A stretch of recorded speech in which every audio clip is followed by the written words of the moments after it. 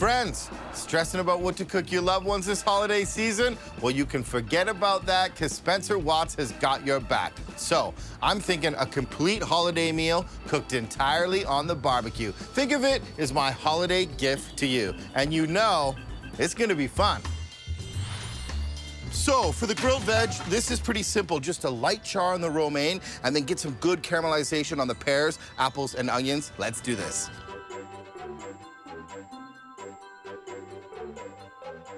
All right, this needs to just chill out in the fridge for a little bit. Cornbread needs a few more minutes to get the top nice and crusty. Thanksgiving is not complete without a salad, and this one's crazy. I like to start with some red leaf lettuce. This salad packs a punch, and I love to build salads. So in with the red leaf lettuce, and then in with the charred romaine. It's honestly a super delicious lettuce. So scatter the grilled romaine in and around, and then the fun part, cut up the pears, cut up the apples, cut up the onions, make it look really nice and pretty.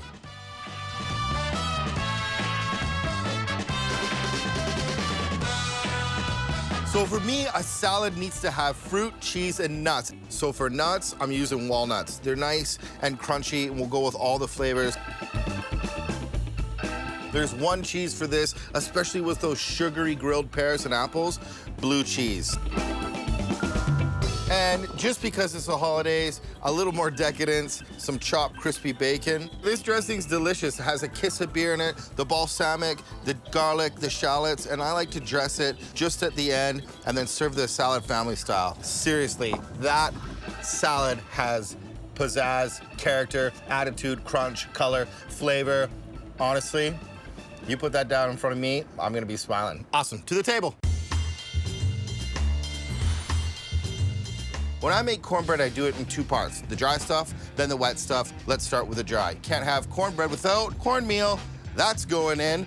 And then to make it cakey, I add a bit of flour. And I love the balance in a cornbread when it has some sweetness. So don't be shy with the sugar. Get a lot of sweetness in there, and it really helps accentuate the goat cheese and the chives. And whenever there's sweet, there's a little bit of salt. And then to make the cornbread rise and get really nice and fluffy, some baking powder. All right, that's good for the dry. Mix it up.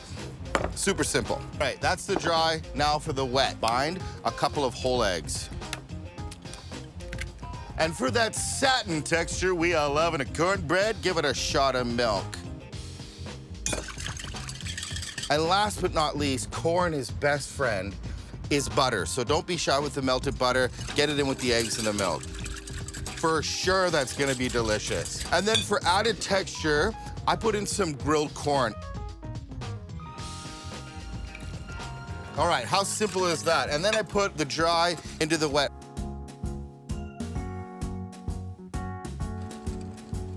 And then to finish it, I don't whip the goat cheese into it. I fold the goat cheese into it. So just crumble it in like that. There's something great about the chives and the goat cheese in this cornbread. Plus the grilled corn, it adds a ton of texture. Cornbread's usually nice and sweet, but I'm telling you, throw in some salt, lots of butter, the goat cheese, and the chives, and you get this gnarly, savory cake out of it. It's super delicious. Hey, have you ever cooked cornbread on a barbecue? What? It's super simple. Check it out. Cornbread's best friend is butter. Just let it melt, and that's how you're gonna get a great crust on the bottom. Yeah, once the butter's all melted, then in with the cornbread.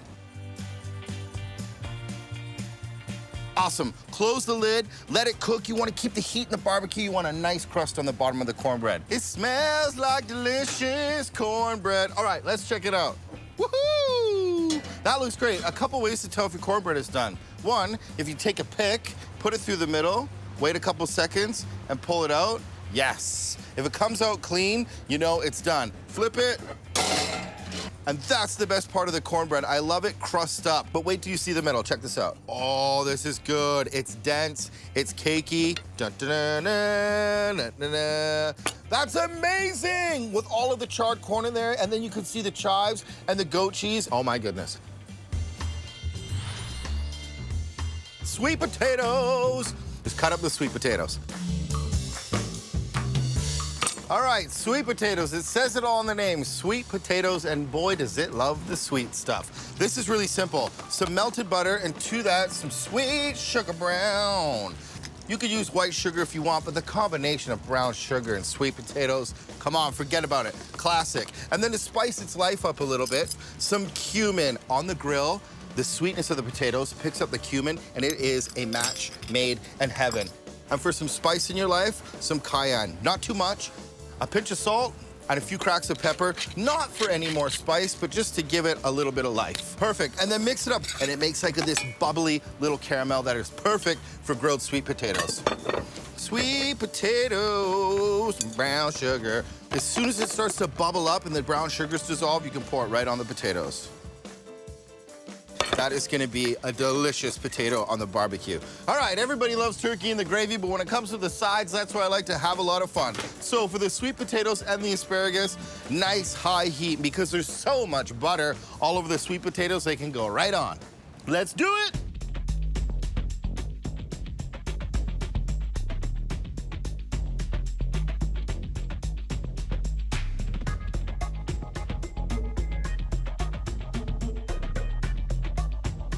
All right, the sweet stuff in the salad is on the table. Now I'm gonna do the sweet potatoes. So these have been grilled with a little brown sugar and butter and cayenne and cumin, and they're 80% cooked. So what I'm gonna do is warm them back up on the barbecue, marshmallows on our sweet potatoes.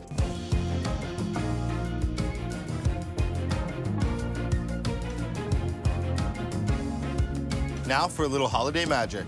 Toasted marshmallows on sweet potatoes. Those look amazing. And here's a good tip. If you're gonna toast them, you just want them nice and juicy on the bottom, crunchy on top, and then if you touch it, it's so nice and creamy. That's my favorite part about a marshmallow. You know what? There's just something in me. I can't resist. That's gonna be a good bite. The grilled sweet potato underneath of it like mellows out the marshmallow. It's honestly super delicious, but it's all about the holidays, so a little decadence isn't that bad. It's a burnt marshmallow, so good. It's time for the main event star of the show, the turkey. On this turkey, the double feature, because I'm gonna season half with a Cajun spice and then half with light herbs. So here's how we do it. First things first, for the spicy side, some cumin. This is the backbone. There's some earthiness in cumin, and just like the holidays, it's a big hug on a cold day. And some coriander. Coriander is nice and floral and goes super good with the cumin. Mustard powder and chili powder. For some spice, some cayenne. Cayenne's got great flavor. That's gonna be pretty good. A shot of thyme, and then not for spice, but a little kick, some black pepper.